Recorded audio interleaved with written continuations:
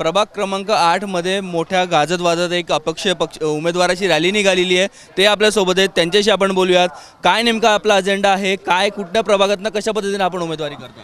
मी प्रभाग क्रमांक 8 मधून ओबीसी हे अपक्ष लढवतोय। माझं चिन्ह आहे क्रिकेट बॅट। बस। पण आता सगळ्यात महत्त्वाचं शहराचे कोणते मूलभूत प्रश्न आहे की ज्याच्यावरती आपण काम करणार आहात? या प्रभागातल्या समस्या काय आहेत? माझं मी 20 वर्षापासून ऑलरेडी माझ्या प्रभागमध्ये 20 वर्षापासून मी नगरसेवक आहे। माझं एक काम थांबलं आहे, वीर अब्दुल हमीद स्टेडियम बनवायचं 8 नंबर शाळा क्रमांक 8 मामलेदार कचेरी शेजारी। त्यासाठी मी परत शेवटची ही माझी उमेदवारी आहे। पण एकच मकसद आहे, Veer Abdul Hamid stadium mini stadium बनवायचं आहे मला। आता निवडून आल्यानंतर सगळ्यात आधी ते काम आपण सर्वात पहिले मी ते काम करणार। अच्छा काका, काय सांगणार या प्रभागातल्या नेमके काय काय प्रश्न आहेत अजून? बराबर है, जो दादा बोले वो एकदम सही होगा इंशाल्लाह।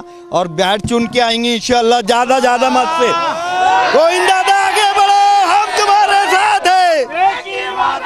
आपण पाहू शकतो या ठिकाणी मोठा उत्साह आणि जल्लोष आहे।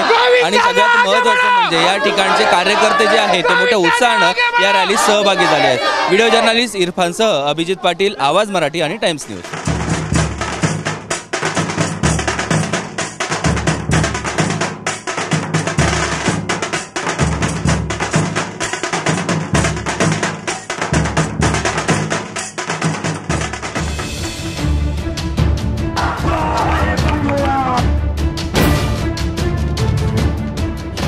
पक्षांतर्गत बंडखोरी असो की असो कुठलाही वाद,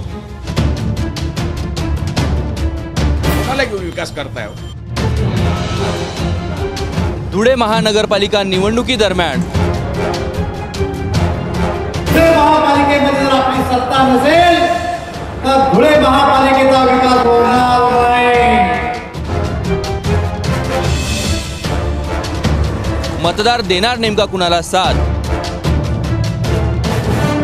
पाहत राहा आखाडा धुळे महानगरपालिका निवडणुकीचा।